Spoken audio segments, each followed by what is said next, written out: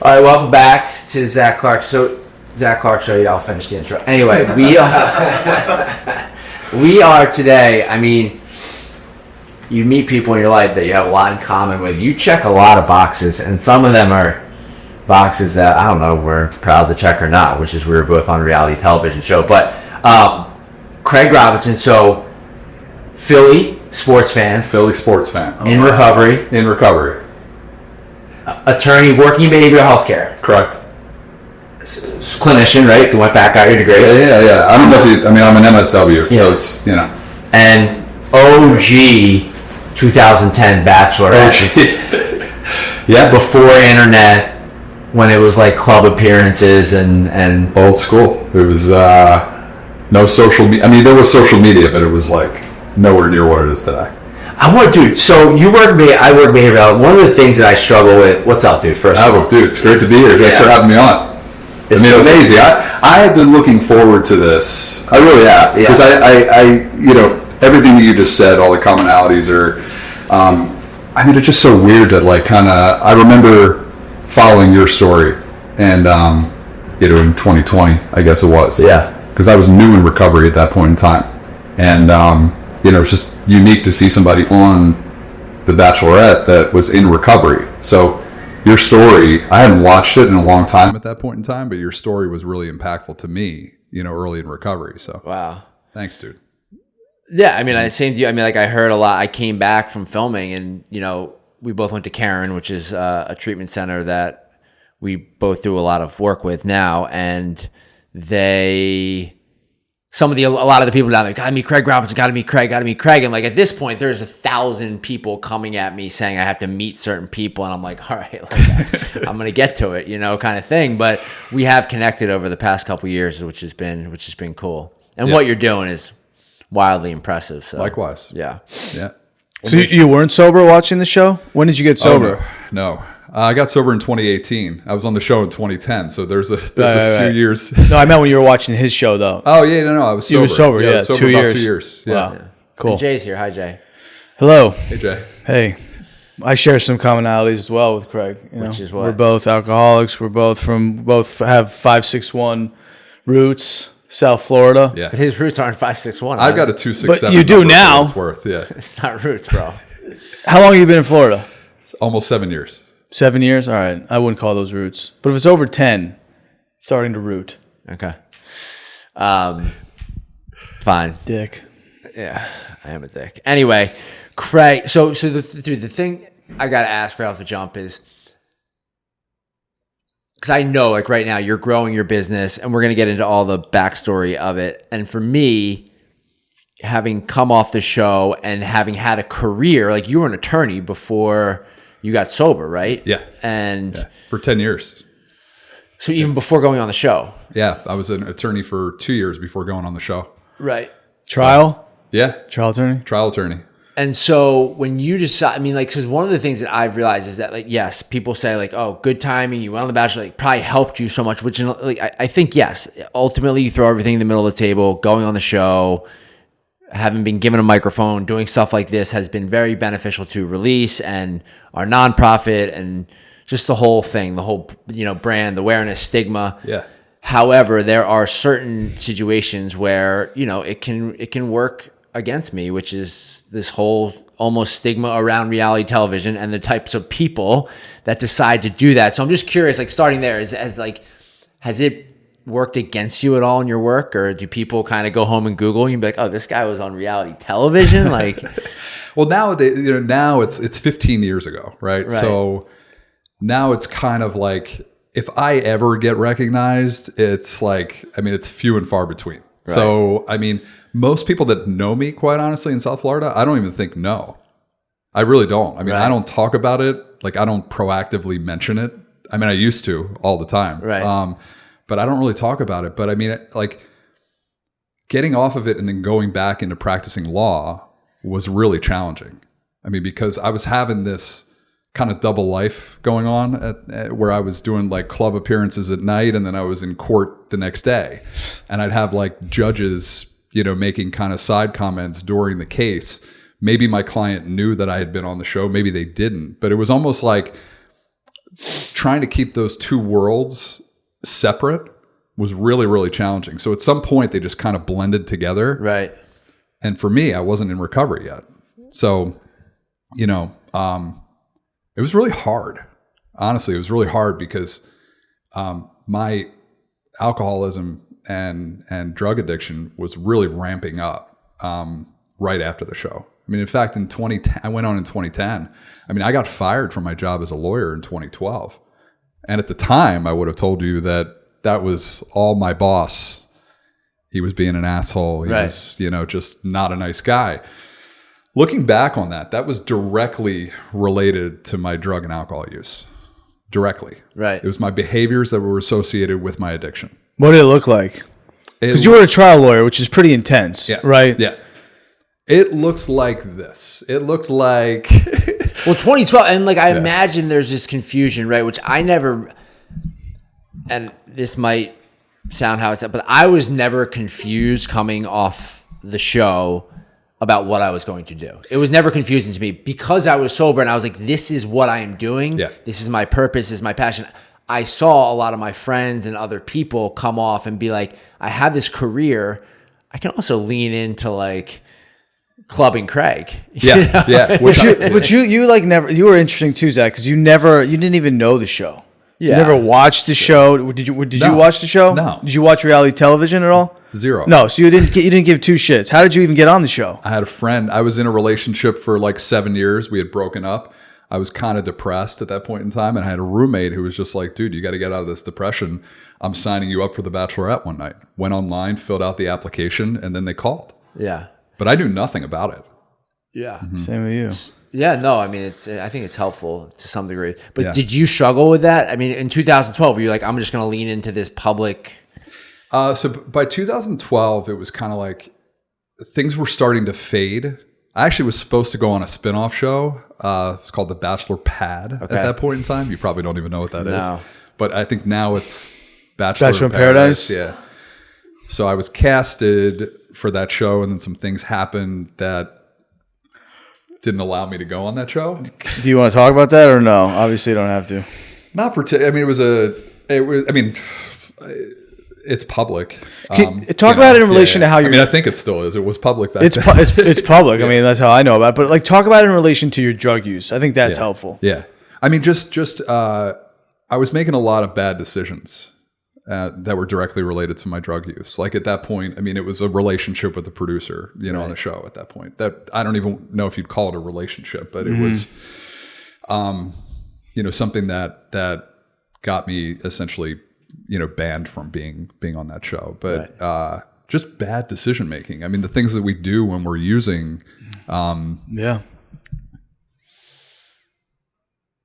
being in a, whatever, being in any kind of a relationship with a TV producer for the show that you're trying to go on is not really the greatest judgment in the world. Yes and no. Okay. I mean, I don't know if the relationship worked out and there was something there. I mean, not that it did, right? But you understand what I'm saying? Yeah. I get it, dude. But I'm saying I don't put the guardrails up around love. I mean, that's just, I don't, I got it. Yeah, that's a strong word there. So that's like bachelor talk right there,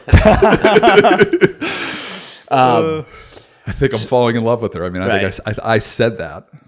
So let's put the stamp of credibility on this thing. Okay. Tell me about your work today, and then I want to work back. Okay. Clearly explain Craig Robinson today, because I think if people are listening to this episode, that's the most important thing that I want them to hear, is that you are doing this amazing work. And then I want to get into what was happening right before you kind of went on the show, and then the 8 years after that, before you get sober, must have been wild. Yeah. So today, I mean, first of all, I wanted to start by saying I'm married. I have a daughter. She's 2. Her name's Stella. She's like me 2.0. She is my mini me. She is amazing. I mean, just are we saving her a seat, or? You probably, I mean, she's definitely got some of the tendencies between my wife and I. It's the history isn't, great. Is your wife sober? She's not, but a lot of her family members. And by the way, if you're listening, save a seat is something that us in the recovery circles kind of say when there's a young one who maybe displaying very early on some of the tendencies. Yeah. I start there just because, that's my world, right now. But I mean, so I'm an attorney still. I'm licensed in Florida. In 2021, I started a law firm called Robinson and Casey. We help families access treatment for addiction and mental health, even when it feels out of reach, right? So what that means is if you have a family member who is either an addict or has a mental health condition, you can utilize the court system in Florida to ensure that they go to treatment and that they stay in treatment involuntarily. These would be scenarios where there's a lot of dangerous and risky behavior going on. Most of our cases involve a lot of overdoses, DUIs, criminal history, aggressive and violent behavior, neglecting medical conditions, things of that nature. So all we do is help those families that have a loved one who needs to be in treatment, but either won't go or will go but won't stay. And it's the Marchman Act? It's called the Marchman Act. Yeah, it's a unique Florida law. It's only in Florida. It's only in Florida, but you don't need to be from Florida to qualify for it. You just need to be physically located in Florida. So we have a lot of families who are from other parts of the country or even the world that actually bring their loved ones to Florida, sometimes under false pretenses, right, to take advantage of the favorable law in Florida.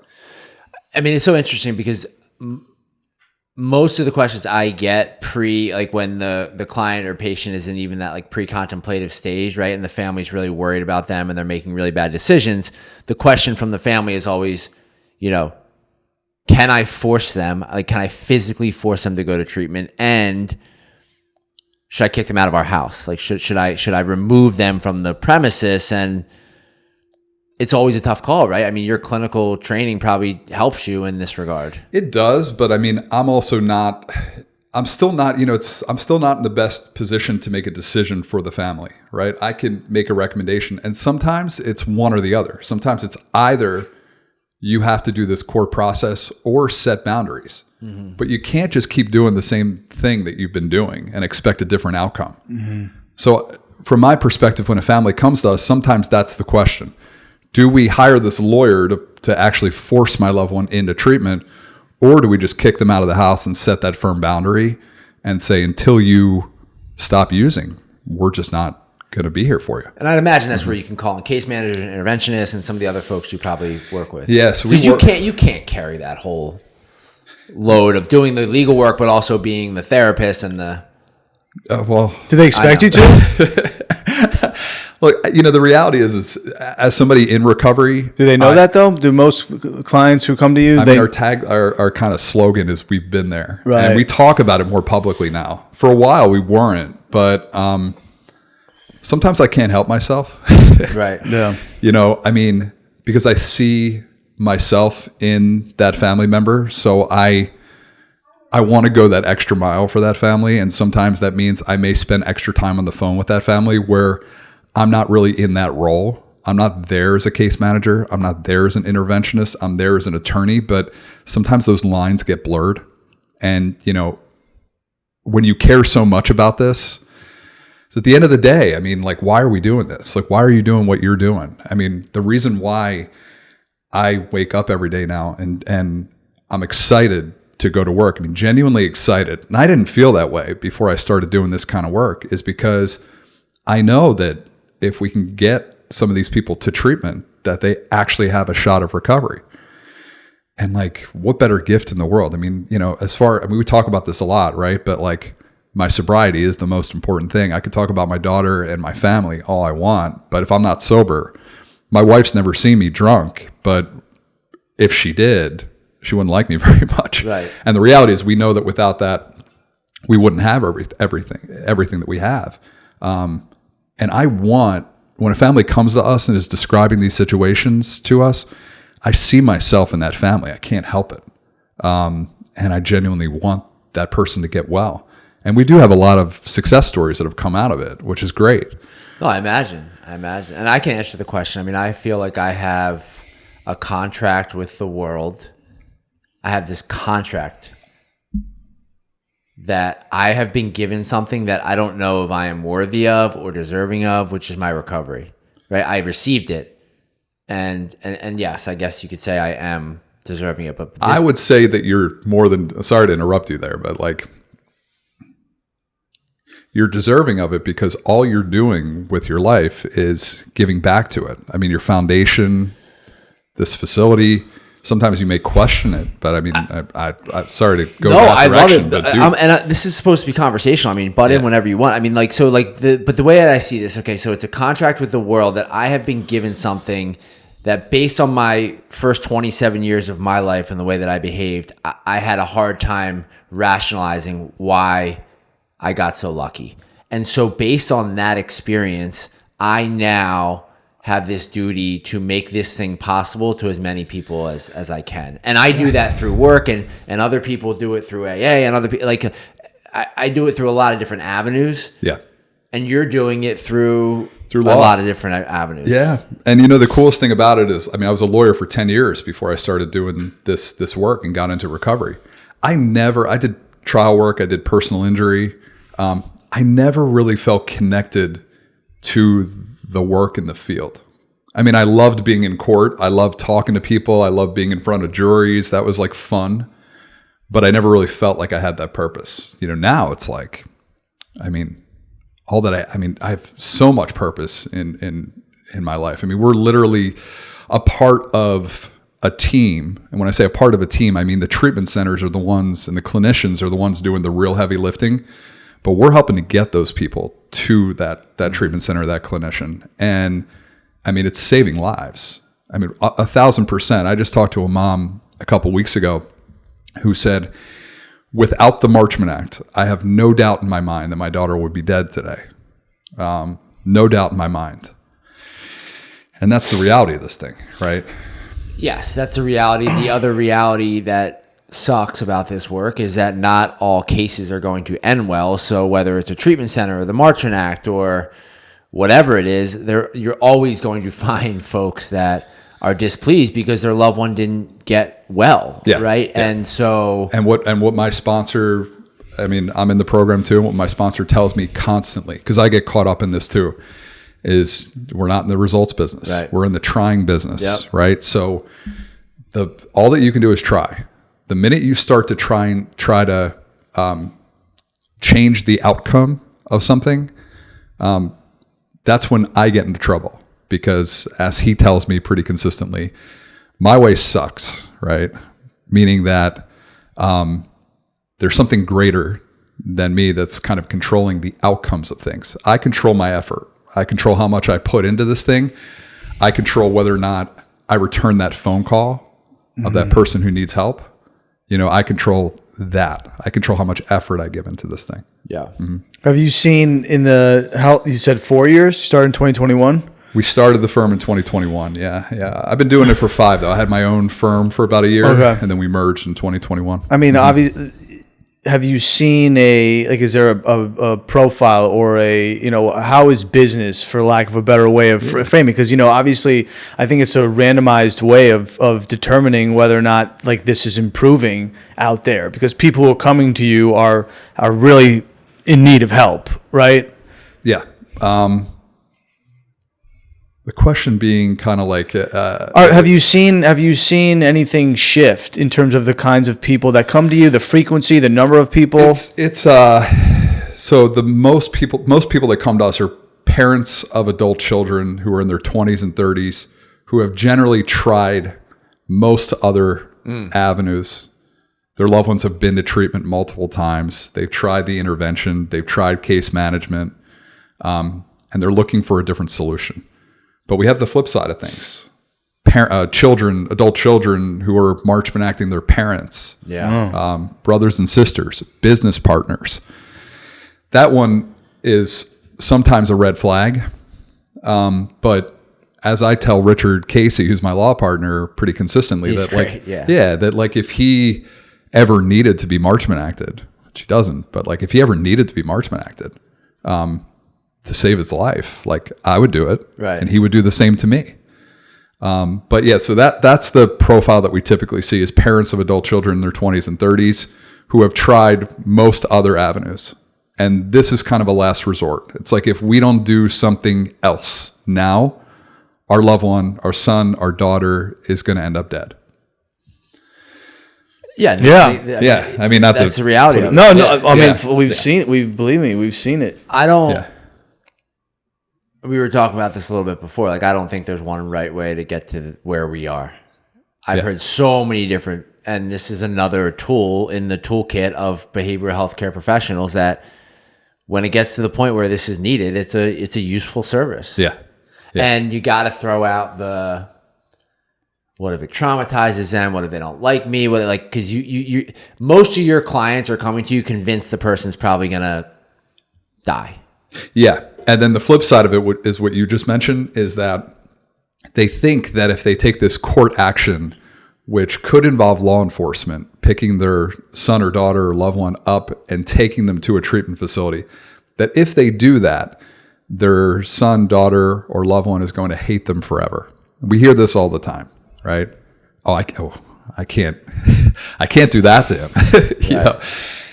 And then you hear it's like, well, and you kind of talk them through that a little bit. Like, what's the alternative? Like, what is the alternative? Because would you rather your son hate you forever and be alive, or not be alive? And the reality of it is that as much as it may feel that way on the front end of doing something like that, that's usually not reality. Like, once that person is in treatment and is under the care of like quality clinicians, they don't hate their loved one forever. There's a lot of healing that we see take place through that process, but they get over it. Yeah. It's not, I know why they feel that way, but for sure. Well, congrats, man. That's thanks, awesome. I just have one question though before we move on though. But in terms of the Marchman Act, someone comes to you and they say, "Listen, I think my child or my husband or whoever it needs to go away to treatment."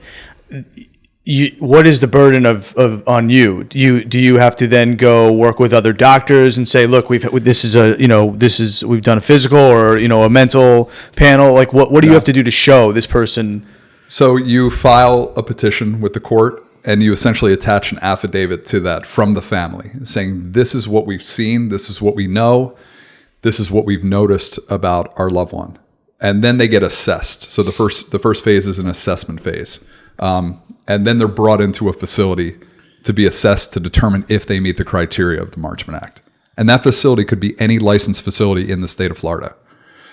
So okay, yeah, there's 1,200 of them. So there's a lot of options. I just can't believe, yeah. So okay, we'll get more into it. So let's go to your story a little bit. Did you grow up in PA? Is that? I grew up in Langhorne. You know where that is? Yeah, Langhorne, PA. Yeah. And siblings or? Older brother. Okay. Yeah. And when do you first acknowledge, wow, I like drugs and alcohol? Oh, I mean, it's funny. People say that they remember their first drink. I really don't. Yeah. Sometime in 10th grade, maybe, I don't know, 9th grade, 15, 16, however old you are at that point. Mm-hmm. Loved alcohol from the start, did drugs in high school. I mean, I didn't do cocaine at that point in time, but cocaine was the thing that took you down. Oh yeah. Loved it. He loved it. A lot of lawyers do. I mean, it's a very popular drug in the legal community, apparently. Yeah, that was what took me down. I mean, I tried pretty much everything else with the exception of heroin. So so you start kind of drink, and then college where? Penn State. You went to Penn State. Wow. Yeah. You are the Happy Valley. You're the prototypical Philadelphian. I mean, Penn State, Villanova Law School. Oh, you got it all. Lived in Center City for 15 years. Who was the like? Were you Kerry Collins? Who was? Oh no, I was Kajana Carter. Who was playing football? No, it was Larry Johnson was the big name. Okay. Yeah. Number 2, right? Yeah. Number 2, Larry Johnson. Yeah. I mean, I had like the worst 4 years of Penn State football. Like, I mean, Larry Johnson was like the highlight. Was Paterno still there? Yeah. Oh yeah. Wow. Yeah. This was while it's funny. Like, it's not funny, but this is while all that stuff was obviously Sandusky. Sandusky stuff. Yeah. I mean, I had a really good friend who was working for his charity, and I mean, obviously nobody knew, but just crazy to think that was going on at that time. Were you an athlete or no? No. I mean, not an athlete for Penn State, but but like in high school, or yeah. Played basketball and soccer. Yeah. And you found cocaine at 18? Yeah. In college. In college, spring break, Acapulco. You remember your first line. Oh, yeah. That I remember. Dude, you're lighting up right now, man. Oh, man. Love it. Yeah. No, it's the euphoric recall probably. Because, it's like that. It's like I mean, I was so afraid before that of putting anything up my nose. And I don't know what prompted me to try it, but I just remember feeling like maybe 10 beers? 10 beers, probably. 10, 15 beers? 10 shots of tequila. Yeah. So this is 2004? This is 2002. How old are you? You 42. 42. Okay, Yeah. so you have you have a year on me. So you graduated college in 05? 05. Yeah. Yeah. Uh-huh. Good math. Well, I take one back from 06. Yeah. So you graduate and then you move back to the main line or whatever. You go to Villanova? Yeah. Yeah. Yeah. I actually was supposed to come to New York to go to St. John's in Queens. And I really wanted to go to Villanova. I was on a wait list. I remember I was about to sign a lease for an apartment in Forest Hills. And I just decided to stop at Villanova on my way, literally driving up to Queens to sign a lease. And I just walked into the admissions office. I was like, it's 2 weeks until school starts. I'm like, you guys haven't given me an answer one way or the other. I really want to go here. They let me back to see the dean of admissions. It's kind of a crazy story. Oh, wow. And he's like, why do you want to go here? And I just gave him a whole story. I was like, I don't want to go to New York. I mean, genuinely, I didn't want to go to New York. I'm like, I want to stay in Philly. And but it's crazy to think that like if I hadn't done that, and I'd gone up here and signed that lease, how if we make one little decision that could be a little bit different, I mean, I don't think I'd be sitting here right now. I don't know where I'd be sitting, but I think like all things have kind of led me to a certain point.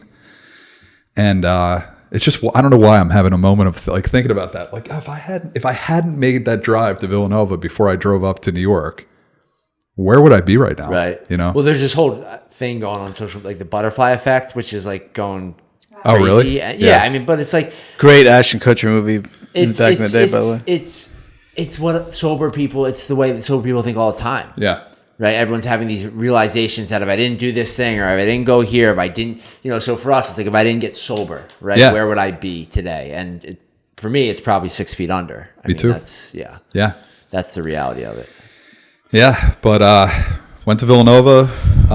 And so do you settle into Philly, the Philly nightlife? What does that look like? Are you running around with your buddies from Langhorne? Are you the whole thing? The buddies from Langhorne, not so much. I'm more kind of running around with my buddies from college. Okay. A lot of the Penn State people went to and settled in Philadelphia. So people in Langhorne kind of like stayed in Langhorne. Okay. I was like, I feel like I'm one of the few that like made it out. Left. Yeah. Langhorne. Not that it's like a bad, it's a very nice place to grow up. Fine, yeah. Just like people get. Is that outside of Philly or where is that? Yeah, is that more Bucks County. Oh, okay. So it's about 15, 20 minutes outside of Northeast Philly. No, I mean, the other side of the bridge, Haddonfield. Cool. I mean, Haddonfield's a great town. That's where I grew up. But so many families leave, go to college, and they go right back. And they marry their high school sweetheart. Yeah. And it's just, that's the life that they... No, I wanted out. But yeah, I mean, I'm definitely...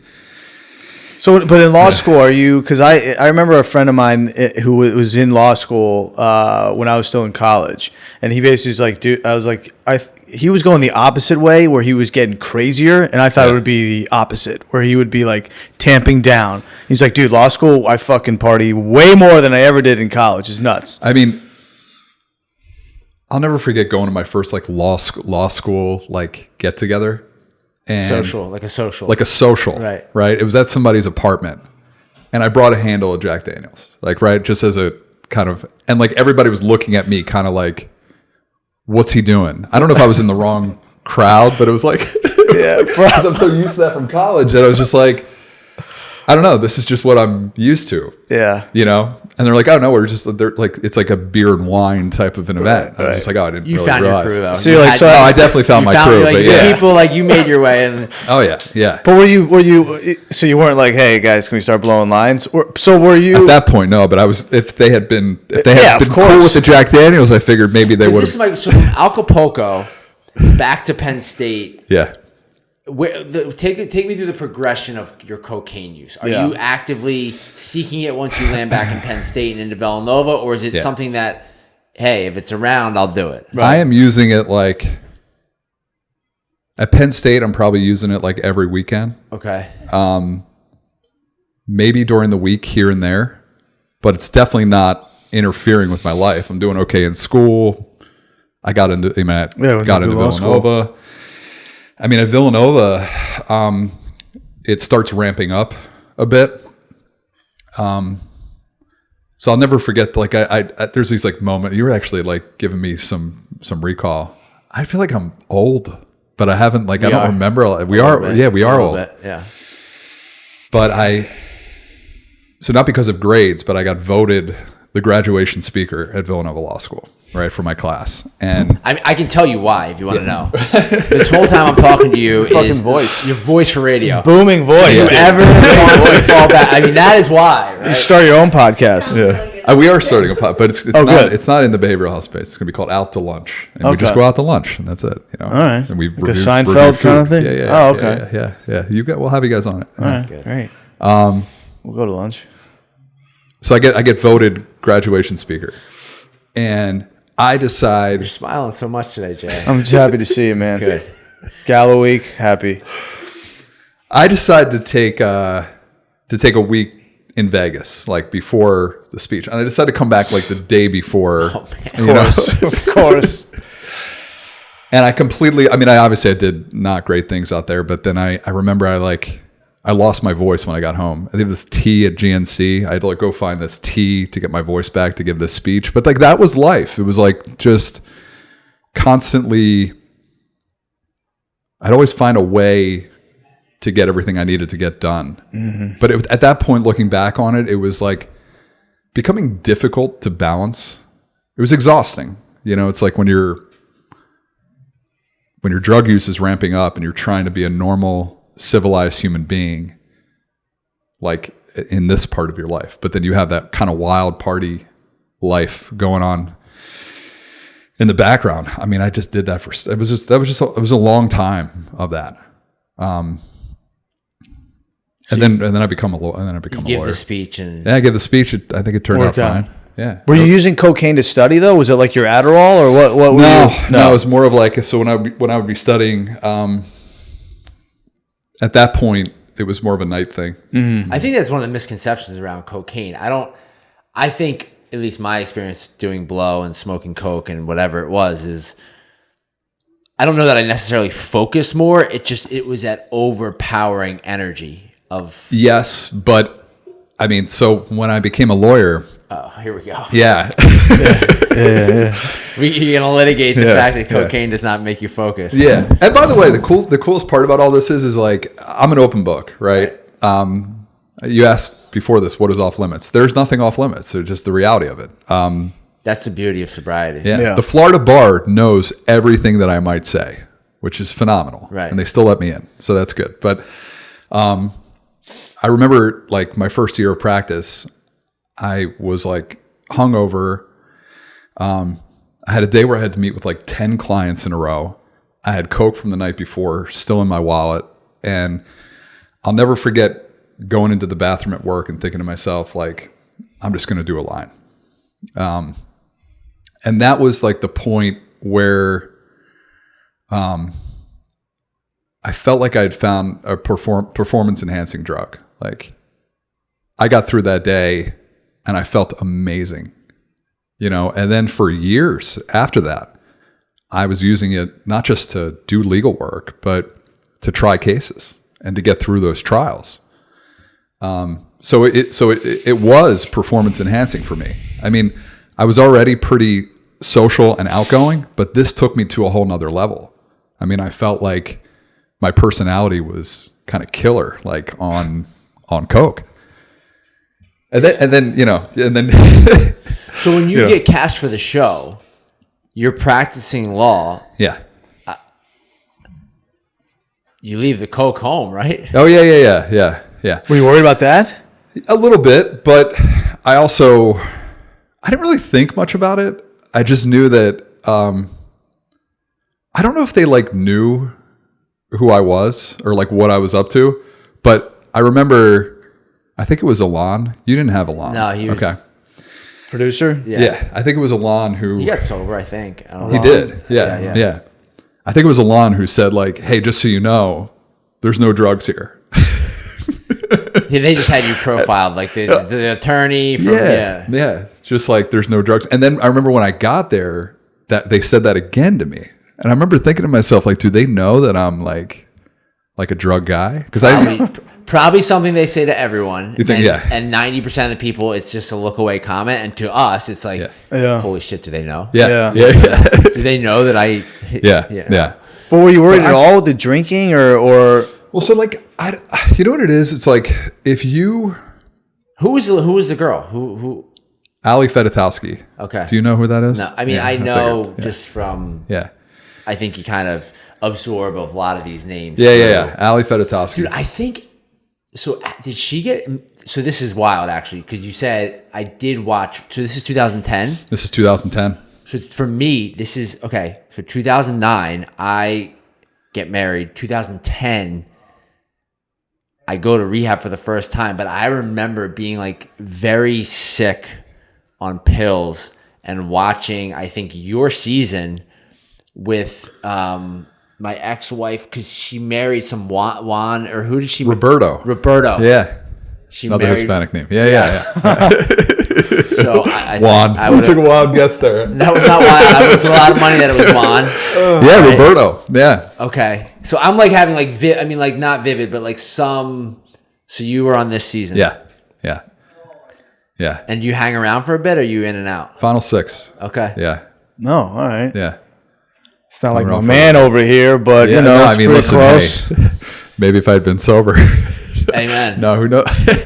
I don't think I could have gotten through it without alcohol. Well, how much drinking was going on? Every day. Every day. Oh yeah.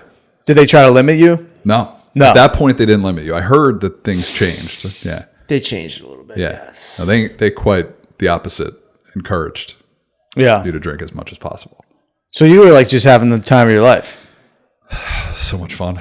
I mean, it was so weird and so much fun, but were you considering why you were really there to find love or they had to remind us like several times. I remember like, guys, we were like a fraternity. I mean, I don't know if I'm still close with a lot of the guys. These guys, I mean, this is 15 years later. We have a running text chain still of about 6 or 7 of us that are still really close. But I remember them having. When's the last time someone wrote in that text chain? Probably a couple weeks ago. Okay. I mean, I just went to Boston and visited my one of my buddies, Chris Lampton, just a few months ago on the show. So wherever I can, if I'm in that part of the country, I make it a point to try to see them. That's awesome. Yeah. Yeah, we really we were like at each other's weddings. I mean, I don't know how things work today. If it's still it's similar. To that degree, I think there's a weird. Do you think social media has created this division or more competition? I don't know if it's competition. I feel like everyone is just moving very quickly. So for you probably got off the show and like this was your fraternity of guys that you. We just wanted to hang out, right? I mean, we were just like we genuinely wanted to hang out with each other. Like it wasn't even about. I have to tell you, like I mean the whatever you call it, the notoriety or the fame, like was fun, but like. We were getting these cool experiences where we got to hang out with like very cool people that we wouldn't otherwise have an opportunity to hang out. But it was probably pretty wild for you back then, right? I mean, like, because the show was at a pretty... Yeah.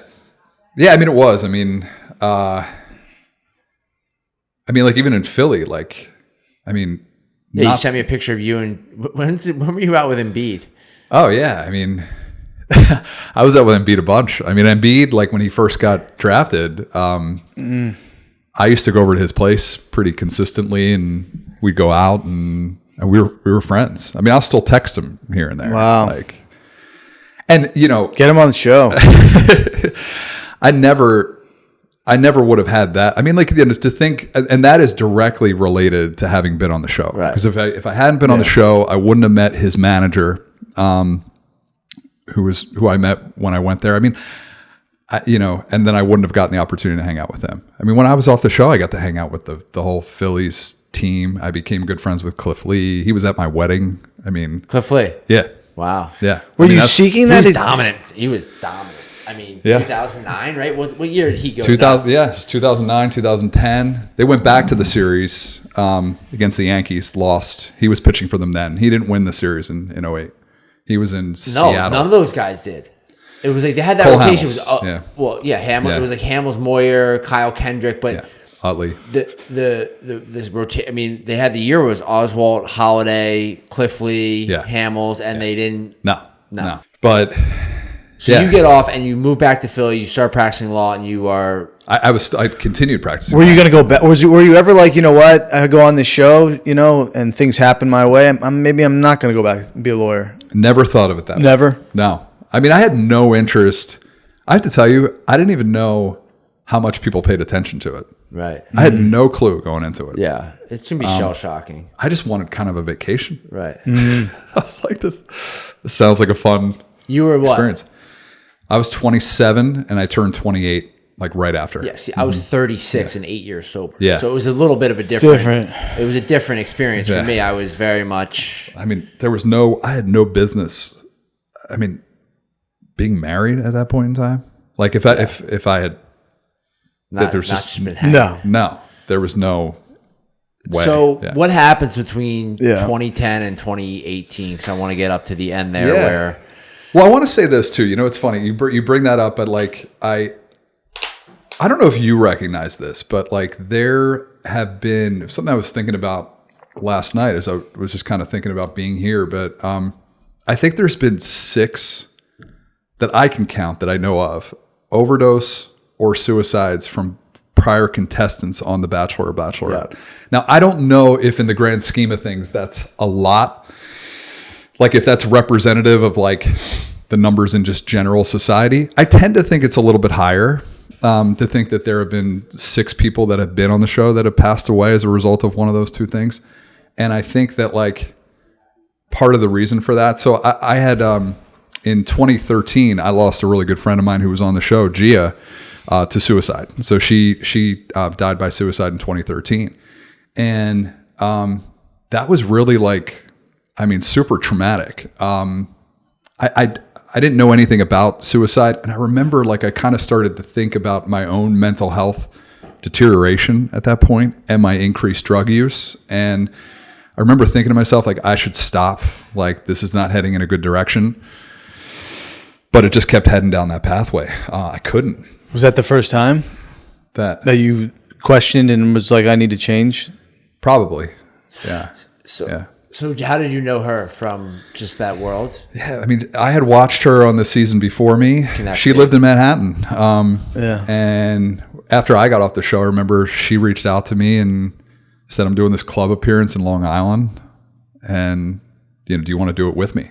So that was how I first met her. Yeah, I mean, look, dude, so there are people out there that will blame production, I'm grateful for the experience. And I think, you know, we all get to control who we are and what we say and what we do. And then sure, do they get a chance to edit some stuff? Of course. I think there is an opportunity, and maybe this is something for me and you to think about, where I've had cast members over the years reach out and I've supported some people, and I keep that confidential because of just the whole thing. If they want to tell their story someday, that's fine. Yeah. Or they've reached out for family members, whatever it might be. Yeah. There is very little preparation around, okay, here you are, Craig. You're going to go on the show. You're going to end up going onto the show and nobody, and coming off of the show, at least for a period of time, as a recognized, you know, public figure. Mm-hmm. This is how it might affect your mental health. That conversation doesn't really take place. And I would love to be at the forefront of some type of men's group or support group where, you know, and it doesn't just have to be the Bachelorette, but reality television folks in general have a place to talk about these things where we are a fraternity. Like it's like AA, right? Like, you know, I know because it's our shared experience. Yeah. The Bachelorette is very much the same way. Like, I know, you know, because we've both had that experience. Yeah. And I would love that. I wasn't in no way was I like, I didn't mean to blame production. Like No, if it no, I came didn't across get that that. I way, didn't but think yeah, but I mean, I remember they had a psychologist with us when we would travel. Dr. Selden. Was she still your psychologist? I don't know why I still remember that name, Dr. Selden, because I was like, why is this psychologist here with us? Like, I'm just, I'm just trying to have a good time. But I think and I guess she was there maybe from a liability perspective, like to just make sure nobody wanted to talk to the psychologist. Definitely. But I wish she would have maybe followed up with me. Like if I could change one thing, like I don't think it would have changed anything. I probably wouldn't have answered her call. But it would have been nice to like have that option to like maybe like, yeah, it's exactly what you're talking about, to talk about that. But yeah, but let's talk more about that. But you had asked like what happened then. I mean, but it escalated. Why did it escalate? You said. Oh, so like 2016, I got to the point where I was using daily, or almost daily. I mean, I have those moments where I'd like be using, and then I'd have to crash for like 14 hours. And it was becoming really difficult to keep up with.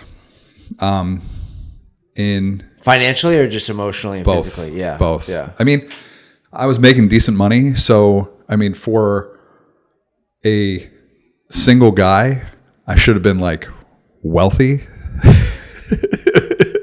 And I wasn't because of the extracurricular activities, but I was holding my own financially, but by 2018, when I went to treatment, at that point, I was pretty much close to bankruptcy. You know, I mean, I had a condo in foreclosure.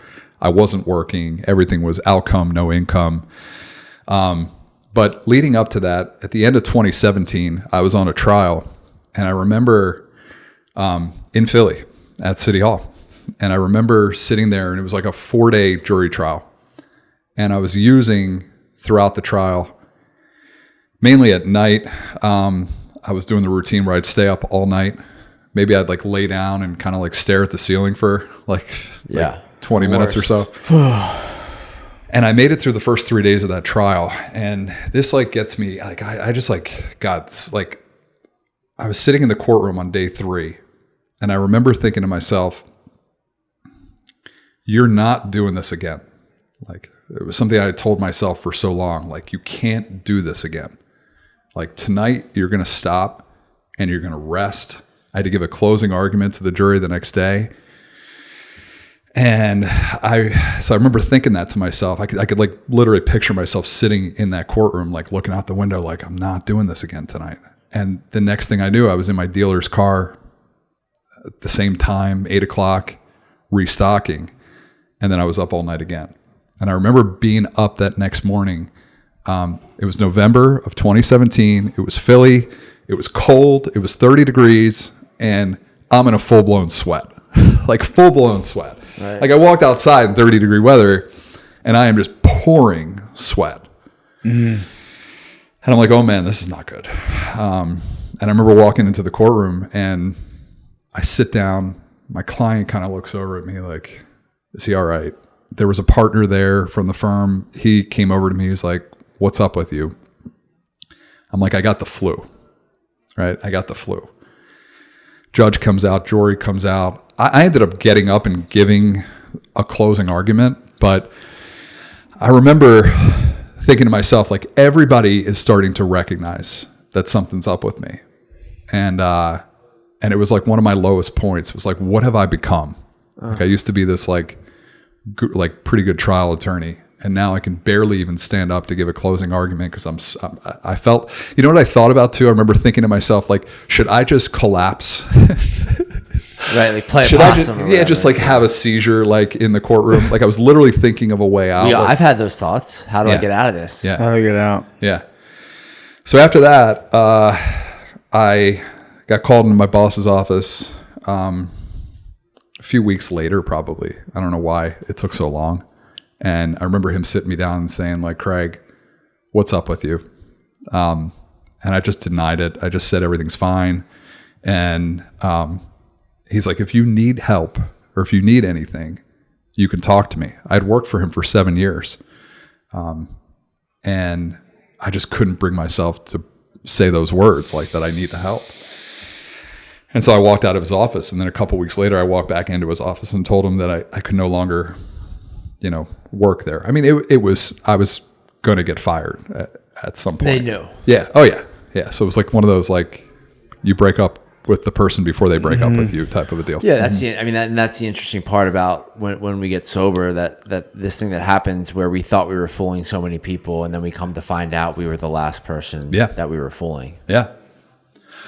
But I kept so I quit, right? And then And you felt like if you told him, sorry to cut you, but if you felt like if you told him, it was over. Yeah. Your career was over.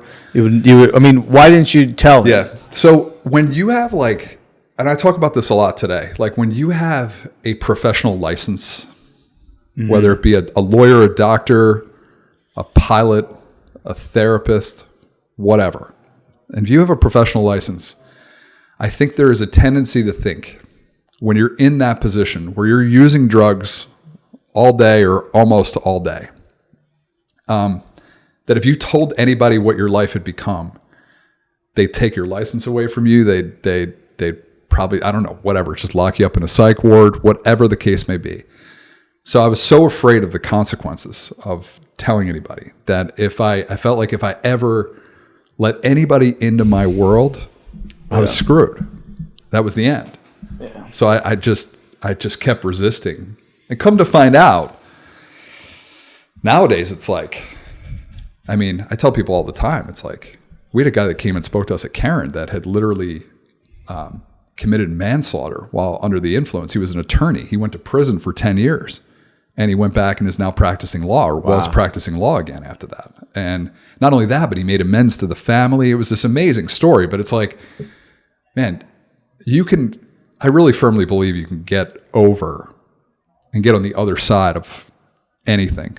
Or almost anything. I mean, recovery has proven that. Yeah, for sure. Yeah. It's a misunderstanding about the nature of substance use and addiction right there too, because if it was really viewed as a disease or, not a moral failing, you wouldn't be worried about it. Be like, hey, I've got high blood pressure, or I need to go and take care of this for 3 weeks. Right. Right. No one would say, oh, you're done. Yeah.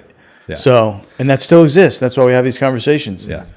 So for like 4 months, I'm living at 16th and Arch, in a condo that has now gone into foreclosure. Just to give you an idea of how bad things had become, I was not coming out of this condo, right? Like other than to get whatever I needed to get and then go right back in. The elevator connected to Suburban Station, right, in my condo building. So right on top of it. So I would throw a hoodie on and sunglasses, and I'd go into this elevator and I'd take it right past the lobby so that I didn't have to interact with the door person, who I hadn't interacted with in probably like a few months at this point. They were calling me because I had my mail down there, and I was just like not picking up my phone, and I would cut through Suburban Station in my hoodie and my sunglasses to go meet my dealer and then just go right back in. So I'm in this condo for like 4 months. I mean, I'm coming out like here and there for that, but I'm like up all night. Started sports gambling pretty heavily on like the most random stuff in the world, like Saudi Arabian soccer. Yeah, I get it. How's that league doing That's now? at about 3:00 in the morning, and then Chinese soccer would come on at about 6. And you're not seeing anyone? No. Family, parents, brother, were No, at that point, I mean, I'm just trying to think back. Like I was giving them enough communication to let them think that everything was fine. They thought that I was still working. Mm-hmm. So I never told them that I had quit my job and that I was unemployed at that point in time. So I'm making up lies left and right about what I'm up to and everything. There was a period of time that I did go up to New York, up here. My brother lived in Manhattan. I owed a bookie money in Philly, and I had the money, but I couldn't bring myself to pay him. And from this sport, Saudi Arabian soccer, that didn't go so well, by the way. He rarely gave me money. So,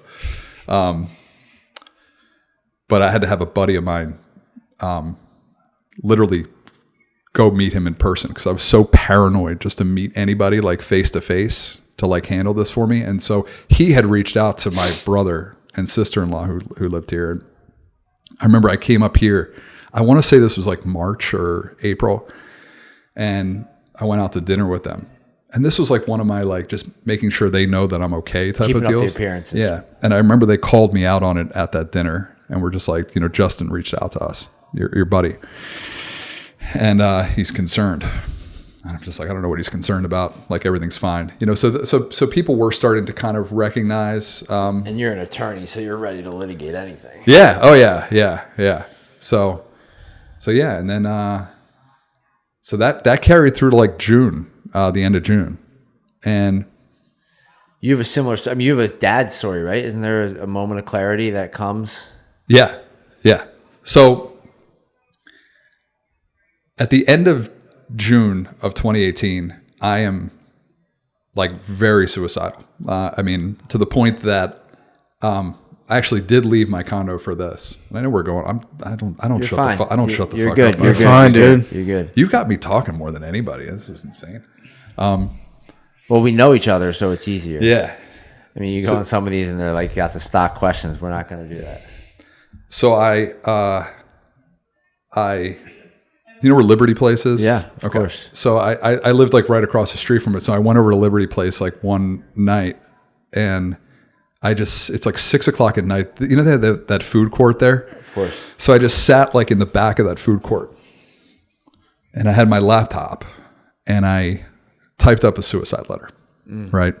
And I'll never forget, there was like a janitor that walked past me, and I did not look well. I was actually crying as I wrote this letter, sitting in Liberty Place. And I remember... Do you feel that emotion now? I mean, is it... Yeah. Yeah. I mean, not to the extent that I'm like going to, but I'll be okay. But like... It's always interesting. It's, I haven't talked about this in a while, but like I literally was writing a suicide letter. I remember this guy walked past, this janitor, and he was just like, "Are you all right?" And I'm like, "Yeah, I'm fine." And he just kind of just kept walking. I think he just didn't know like what's up with this guy. And so went back in, drowned myself in Coke, whiskey, and then I'd gotten sleeping pills. I had like a bunch of, I forget what they were, but they were like some sort of like sleeping pill. So I'm taking Coke, whiskey, Jameson, and sleeping pills. And I tried to take my own life that night. Through an overdose. I tried to hang myself. And the last thing I remember is waking up on the floor of that condo in the fetal position with the rope still on the floor with me, just kind of crying out for help. Like I had like kind of like passed out, and looking back on it, I think that the rope just didn't hold. Thankfully, I'm not very good at tying a knot, apparently. But, right. But yeah, I mean, I don't joke about this stuff. Like it's kind of my defense mechanism. I got it. Of course. I'm happy you're here. I'm happy. Yeah, no, thank you for sharing this. But, so the ironic thing about it was like that morning, I had committed to coming to New York to help my brother move. They were moving out of Manhattan and into North Jersey, right? And I had committed to coming up here with him. So the night that I had tried to take my own life, and I wake up and it's probably like 4 a.m, and I come to, I have like a 6 a.m. Amtrak train booked, right? Which it's just weird. Like I was writing a suicide letter the day before. I'm coming to New York. I can't figure out like what it is that I want to do. Do I want to take my own life? And really at the end of the day, I think like when I look back on it, I wanted to live. I just didn't want to live under the circumstances that I was under, and I didn't have a way out.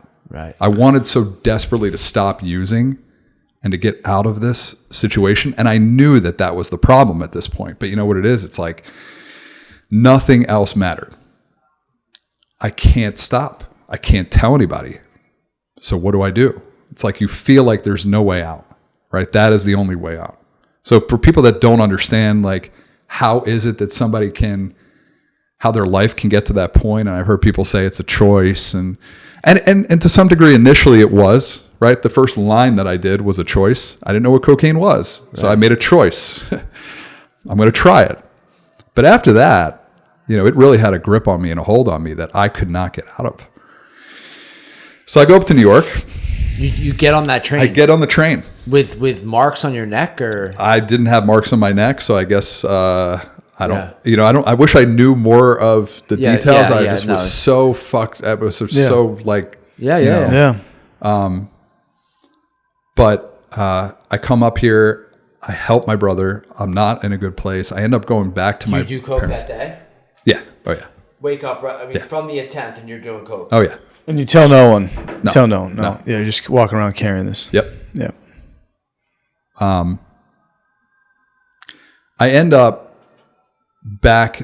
So my parents are there. I end up going. So I was so afraid. What did it feel like to see your parents, like walking into that? Well, relief. Relief because of what I just said. Like I didn't want to die. I mean, so I think like deep down, I really didn't want to die. So it was like spending time with my family at that point in time was almost like a safe space, So I think that like at that point it had gotten so deep and so bad that I also knew that like if I went back to that condo, number one, it's in foreclosure. So I mean, I'm almost like what's the end game here, right? Yeah. So I think I felt so confident that like if I go back to that condo, I'm going to end up doing it again. But I ended up with my parents, and my dad was driving me to a SEPTA station, train station out in Langhorne, like where they live, because I'd gone back to their place after it, and then that night he's driving me to a train station, and I'm in that car, and they had definitely started to notice something was different because he was asking me like, "Are you okay? Like, is everything all right?" But he's asking me questions about work, and I'm just making up answers like kind of on the fly, and he's driving me to that train station, and it's like a 5-minute ride. And I remember thinking to myself that if I get on that train back to Center City, I'm going to die. Like I'm going to try to take my own life again. I'm going to succeed, and that's going to be the end of it. So like I felt like this is my shot. Like this is it. Like this is your opportunity. And to this point, you had not asked for help. There has been not one moment of Craig saying to anyone in your circle, "I need help." No. Wow. No. Well, other than what I told you about. Right. Yeah. I mean, my friend Justin, who called my brother and sister-in-law. Right. No, people thought that like I generally was okay. Well, I think. I mean, I don't know. But I think that's also true. Like for really humans, we get into these like the 20s can be scary because you graduate college and then everyone kind of goes and gets jobs. Yeah. Well, I'm 35 at this point too. I know, but so whatever. It's adulthood. Yeah. Friends aren't like always talking. You're not always at the bar Friday night. So they're just, Craig's an attorney. He's killing it. He's busy. When reality is, he's having his own party. Right. Yeah. So I just start like hyperventilating, like in that car. I just remember like starting to breathe heavy, and we're like getting closer to the train, and I'm just like this is my shot. This is my shot. And I just start crying. Right. And my dad, who's like this very kind of like patient and quiet, like soft spoken guy, like looked over at me just like, what's going on? Like, what's wrong? And I don't know how long it was. It felt like it was 10 minutes, but it could have been a minute for all I know. But it felt like 10 minutes that I just could not get a word out. Right. And finally I was able to say to him, the first words I said to him were, "I'm a cocaine addict." Which is actually not the first time I had made that statement because I put it in the letter as well. So, and the letter, by the way, is still on my phone. Right. I keep the letter. Yeah. And I don't know if this is like, no therapist has told me to do this, quite honestly, but every once in a while I will read it to remind myself, of when like the problems of today become overwhelming, how big my problems were back then. And that's like kind of my source of gratitude. Like to Has anyone else ever read it? So I read it to my therapist, but other than that, I've kept it under wraps. Yeah. I'm trying to think back to if like any of my friends in treatment read it, but it's been something that like, I'm not like reading it every week, but like maybe once a year I might go What back. did Dad say? "I'm a cocaine." What was his response? He said, okay. He said, "We're going to figure this out." And took me back to their house. And we knew of Karen because we had a family friend who went to Karen. It was the only place that I knew about sobriety at all was Karen. So that was who we called. And they had a bed available. I went to their facility in Pennsylvania, went to Florida, and the rest is history. The rest is kind of history, you know. I mean, you know what it is though too. What's just amazing about it is, I could talk about God, I assume here, but like to some degree, fine. You know, I know it's not for everybody, right? But for me, it happens to be a pretty big deal. And you know what the other crazy thing is too is like if you would have told me that I'd be like on a podcast talking about God like 7 years ago, like that was not in my repertoire. Maybe to look good or whatever, but like no, but like there's no other explanation for what happened. I don't even know how I got here. Like, I mean, I know how I got here. I could look back and trace the steps, but I just don't know how all these incredible people were placed in my life at that exact moment in time. It was like this doorway just opened up, and it was like, here are all of these people that can help you. My therapist, friends in treatment, my wife. I met my wife when I was in treatment. She was not in treatment with me. But my sponsor, all my sober buddies. I mean, we got a group of like, I mean, there's like a strong 25 of us that are like super tight down there. You know, how does that happen? I don't know. I have found everything in sobriety that I was searching for in my next drink. It's the community. It's the brotherly love. It's the fellowship, the ability to be honest, the ability to be authentic. And I hear you share all this, and I just can't help but think how lucky we are. Yeah. Yeah, man. I mean, and why people that I think have never been exposed or understand recovery find it so crazy that like we met for breakfast about a month ago, and you're like, there was traffic. And it's not you're not honking, you're not like, it's just there was traffic. Yeah. We can only control what we can control, and that's it. We get to live that way, which is so beautiful. Yeah, like, you know, like I told you that I had to fly a couple of weeks ago, this airline that nobody should ever fly, right? Like, but they lost my bag, right? This is like a great example of like and back in the day, like they could not find this bag, and then dealing with like just, you know, customer service, and very easily I could get like agitated in that kind of a scenario, but it's like, they lost your bag. Who cares, dude? They lost your bag. They ultimately found the bag, but the reality is. And if it was gone, guess what? It's a bag. But I mean, you know, it's just that's the kind of shit that might set me off previously, you know. Oh, and you're blaming people. I want my money back. I want a refund. I want, you know, and these are people just trying to do their jobs. Yeah. They didn't actually lose your bag. Right. Something happened. They may have, but yeah. Right. but yeah, so I don't know. I know that we haven't, I know we've been talking for a while, I think. Yeah, we're wrapping up, but I just feel like I want you to have an opportunity to just give the listeners a little bit of glimpse of what your recovery looks like. And I mean, I'm glad we started with kind of what you're doing for work, because that's really powerful, and your story, obviously. And I'm grateful. You know, the reason we do this podcast is to have conversations just like the one we had. And I feel like if one attorney, you know, who is struggling, hears this conversation, we did our job. Yeah. I mean, just a few things I'll just say is that, number one, I started with this, but, you know, when we had Stella, it was like,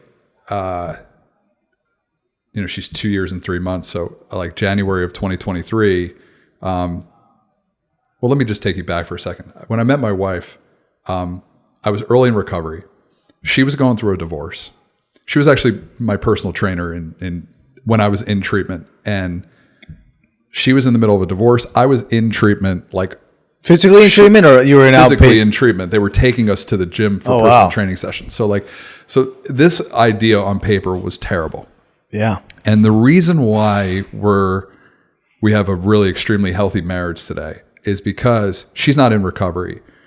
She more than allowed me, she encouraged me to put my sobriety first early on. You know, they say don't get into relationships early in sobriety, and that is true probably not the greatest idea, but I'd be hypocritical if I told somebody not to do it. Made up rules. Yeah, it's a made up rule.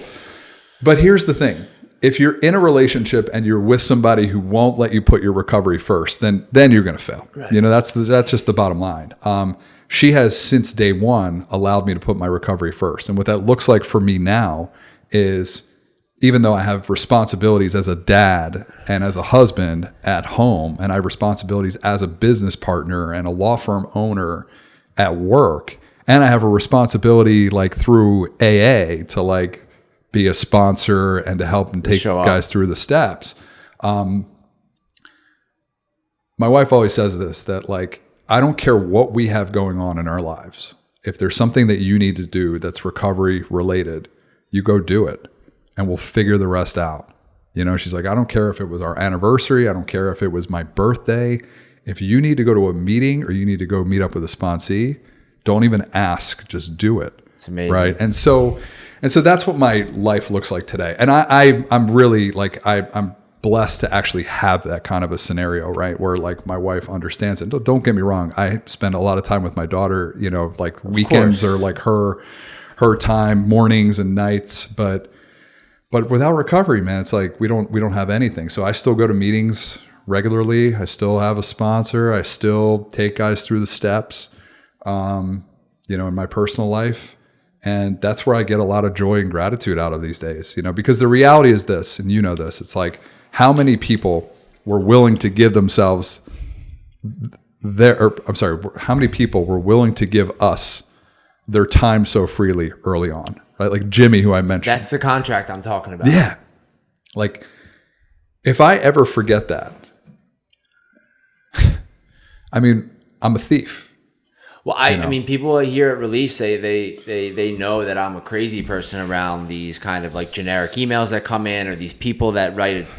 And we've missed, I've missed DMs, of course, over the years. I can't keep up, but I know how hard, I'm getting emotional, like that moment with your dad in that car. I know that feeling of just like, how do I say this? Yeah. And for some of these people, you and I, Jay, we are the first person that they are comfortable to say like anything around the lines of, I need help. Yeah. Yeah. And once someone says I need help, anything is possible. Yeah. And just to piggyback off of that. And I got to get you the hell out of here. Yeah, that's fine. When I was in my really bad spot in that condo in Philly, I would have the TV on in the background, and there would have these infomercials on late at night for like treatment centers and recovery stuff at like 3:00 in the morning. I remember seeing those, and I remember thinking to myself, there is no way that those people at that treatment center will understand the depths of which my life has become such an absolute disaster. Right. Like, nobody will ever get it. Nobody will ever get me. You know what I mean? And how bad things have gotten. Come to find out. So like, I think like ultimately the message I would like to convey on this is that if anyone has this on in the background at 3:00 in the morning, like, people will get it. There is actually, I'm sure in New York, there's probably rooms by the hundreds, like that show up to meetings and stuff like that, that more than get it, that have actually been likely in the exact same scenario that you have been in, and they know the way out, and that's like what I wish I would have known for a long time, is that this world existed, because I just didn't know anything about it. I know. Mm-hmm. You and I are similar in that. Mm-hmm. I had no idea what was here. Yeah. And look at us now, business owners, entrepreneurs, doing what we want to do, helping others, and like really proud and open and honest about nothing that was said here today. I know for you and for me can affect me in a negative way, because it's just the truth. And when we tell the truth, anything is possible. For sure. I love you, dude. I love you too, brother. This is awesome.